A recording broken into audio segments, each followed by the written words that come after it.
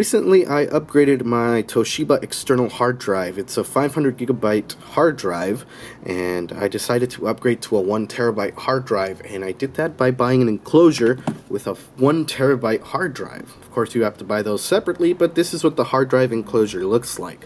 And of course, inside is the 500 gigabyte, or actually 1 terabyte, excuse me, 1 terabyte storage hard drive, and I'll let you know what kinds of things went through my mind when I finally chose this particular design, and the kinds of things that I decided to have in an enclosure, and what made me pick this particular one, as well as why do I need the 1 terabyte storage space option. So this is what the enclosure looks like, and one of the first things that I was looking for in an enclosure was that it was made at least 90% of aluminum, and the aluminum had to be where the hard drive is actually housed.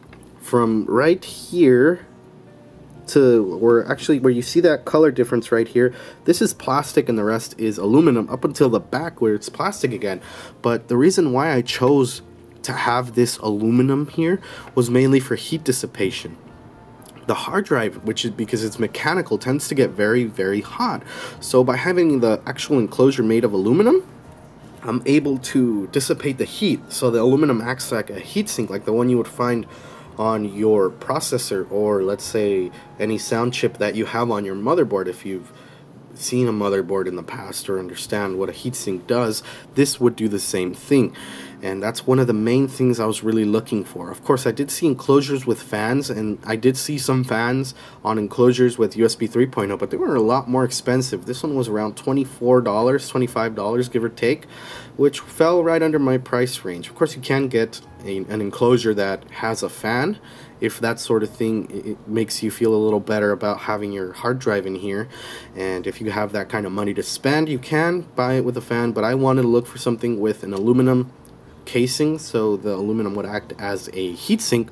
And even though the front and the back are plastic, I don't really mind, because of course all the heat, actually if I touch this, it is pretty warm, but I know that it's doing a really great job dissipating all that heat, because of course a lot of air is actually hitting the hard drive. It's not actually pushed up against the wall or something. It's actually nice and open. And another thing that I was taking into consideration, and it may look meaningless, but I wanted to make sure that the hard drive had these LED indicator lights here. Of course, you can see some more ventilation here, but it had to have these indicator lights, mainly because the indicator lights tell me if the hard drive is being written to, or if something's being read from the hard drive. It tells me it's being active. And if it doesn't have those lights, for example, if I was to cover these lights up, you wouldn't tell if that hard drive is being used or not. So by having those lights, I can just quickly glance over to the hard drive and see if the hard drive is actually working.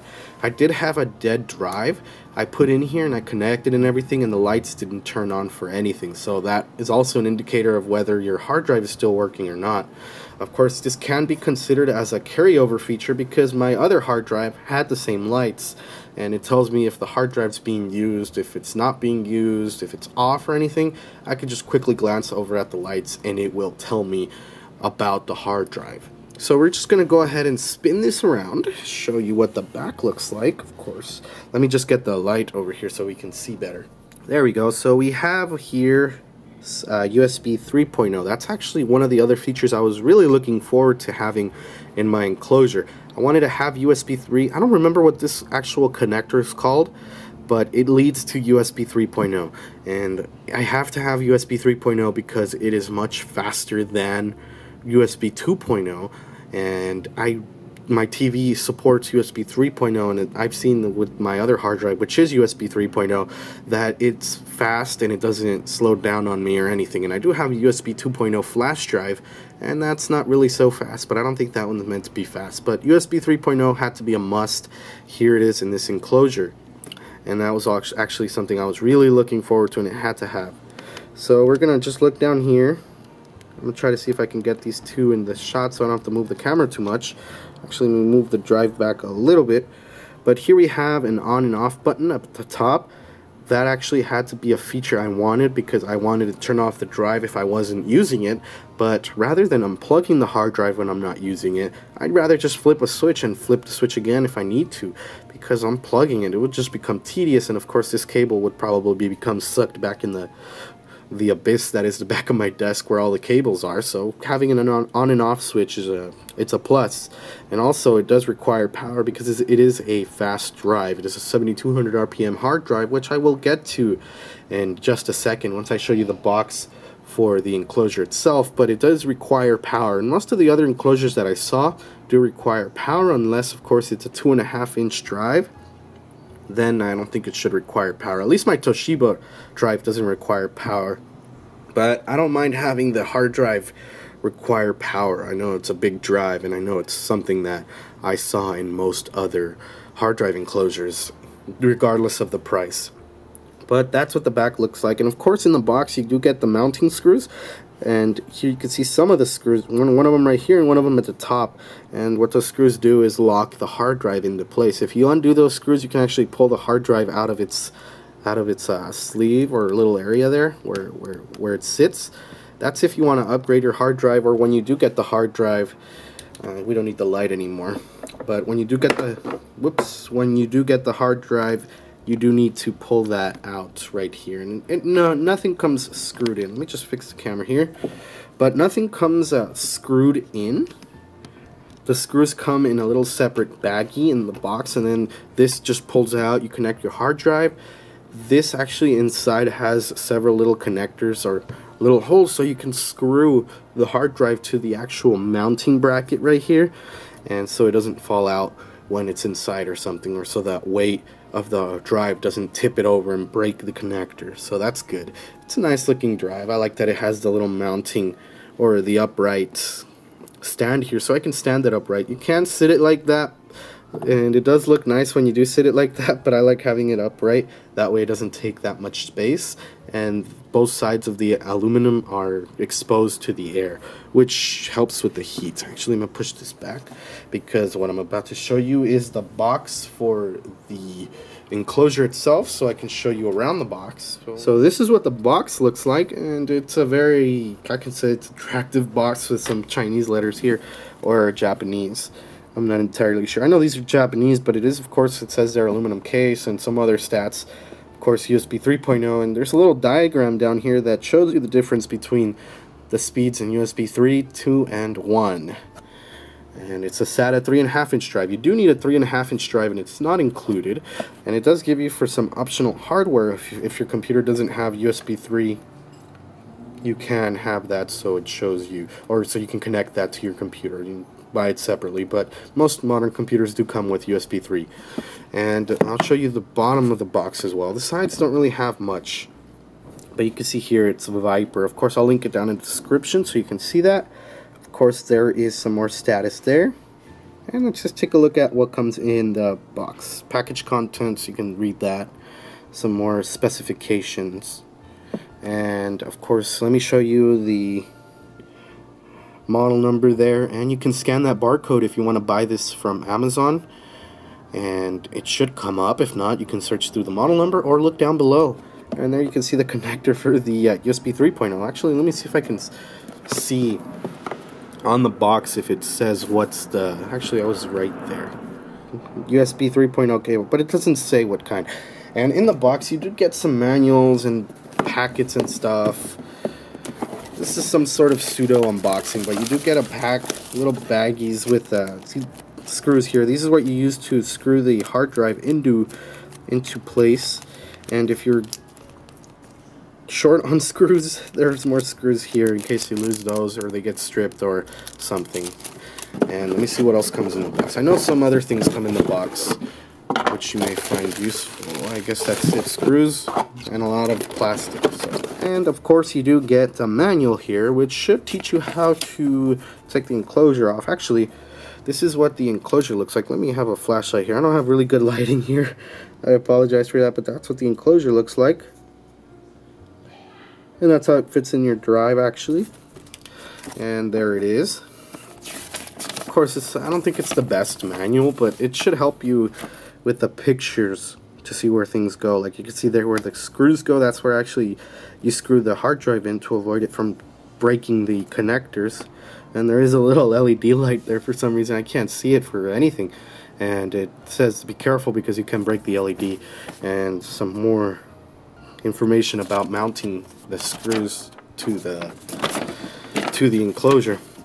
And then some formatting information in case your hard drive isn't formatted like mine.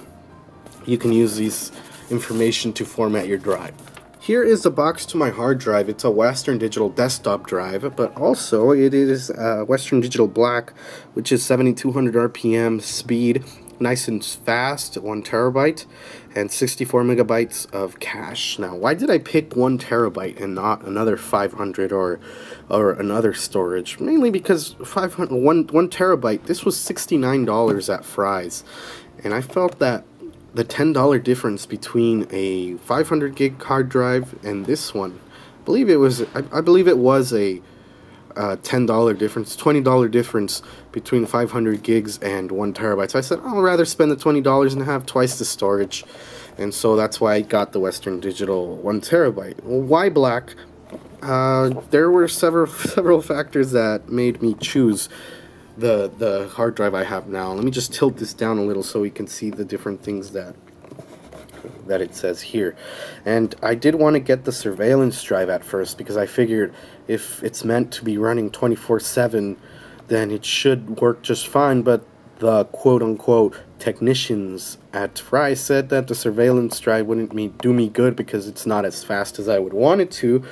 And I also asked them if the Western Digital Red or the network attached storage drives would be good because of course it's attached storage, it's meant to run 24/7 and be put through a lot of strain. But the technician again said that if a bad sector is found on the hard drive, the whole hard drive fails. And I was like, yeah, I'm not gonna risk it, so I'm not even gonna go with the blue one because the blue one is just for cloning software and isn't really for high intense tasks like what I'm doing. So I went with the black because it's a performance drive, and you can see here the kinds of features that all these drives have to offer. And of course, one of the other reasons why I chose the black was because the black had the biggest warranty. Let me see if I can get this to focus there. 5 years warranty, which is really good because of course I'm going to be using this drive for more than 5 years. So I want to make sure that at least for the 5 years that I have this drive, I'm covered. So if something happens within those 5 years, I can always go through Western Digital and have my drive either replaced or fixed. But I think replaced is the best option. Of course, the side of the box, you're just going to have information about upgrading your hard drive. That's if you're upgrading the hard drive on your computer. So if you're going to be doing that on your computer, you can go ahead and pause and read the box. That's what the drive looks like without the top and desktop internal hard drive. Of course, link to this guy and the enclosure will be down below. I will link both Fry's and Amazon. Both of those links are not affiliate links, so you can go ahead and click as you please. But if you wish to search for these on your own, I would show you, well, I'm going to show you the barcode, but scanning it showed me a t-shirt on Amazon for some reason. Let me see if I can get that to focus. There we go. If you can get that to scan, it's going to show you a t-shirt. And I think the model number is wrong, but again, I'll leave a link to the right hard drive on the description below so you can take a look at it if you want. But that's what this is. Of course, in the box you do get some manuals, some warranty information and stuff. You do get these two papers. Inside this box, of course, I have the dead hard drive. I had to find a way to store it. But when you open it up, you do get the anti-static baggie, and it's of course held in by these plastics here that you can take out. But yeah, that's my storage, my 1 terabyte storage with my Hornet Tech enclosure. All in, it's probably $100 of storage here. It's $70 for the hard drive and $25 for the actual enclosure. And $100 for 1 terabyte of storage, I don't think that's bad. Actually, back in the day, I think $100 only got you like 60 gigs or something, so there's really nothing to complain about here. But hopefully in the future, I will be able to upgrade at least the enclosure to a multi-bay enclosure. If I ever have that kind of money, I'll buy a multi-bay enclosure with more than 1 TB drives inside, so I can have plenty of storage. But for now, 1 TB of storage will do just fine. Again, the reason why I got this enclosure and hard drive, mainly because you can swap out the enclosure if it fails, or the hard drive if it fails, and you can change it as much as you please. Something you can't do with the Toshibaa. But that's my storage. Thank you all for watching this fairly long video. If you watched it to the end, thank you all for watching again, and see you all in the next video.